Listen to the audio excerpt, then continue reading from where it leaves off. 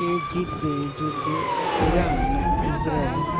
যে যুদ্ধে ইরানের সর্বোচ্চ নেতা আয়াতুল্লাহ আলী খামেনিকে লক্ষ্য করে হামলার পর সবচেয়ে বিধ্বংসী প্রতিশোধ অপারেশন শুরু করেছে ইসলামী বিপ্লবী গার্ড কর্পস আচ্ছা, আইআরজিসি। সর্বোচ্চ নেতা খামেনিকে লক্ষ্য করে আমেরিকা ও ওটা আচ্ছা। ইসরায়েলের হামলার পর তেহরান থেকে দেয়া একের পর এক হুঁশিয়ারি এখন রূপ নিয়েছে হুম, সরাসরি সামরিক অভিযানে। তাদের ঘোষণা, এটি শুধু জবাব নয়, চূড়ান্ত প্রতিশোধ। ইসরায়েলের হাইফা ও রামাত ডেভিড বিমান ঘাঁটি থেকে উপসাগরের মার্কিন ঘাঁটি পর্যন্ত ছড়িয়ে পড়েছে আইআরজিসি ঘোষিত ট্রু প্রমিস 4 এর হুম। তাণ্ডব। ক্ষেপণাস্ত্র, ড্রোন, ধারাবাহিক বিস্ফোরণে কেঁপে উঠছে তেল আবিব।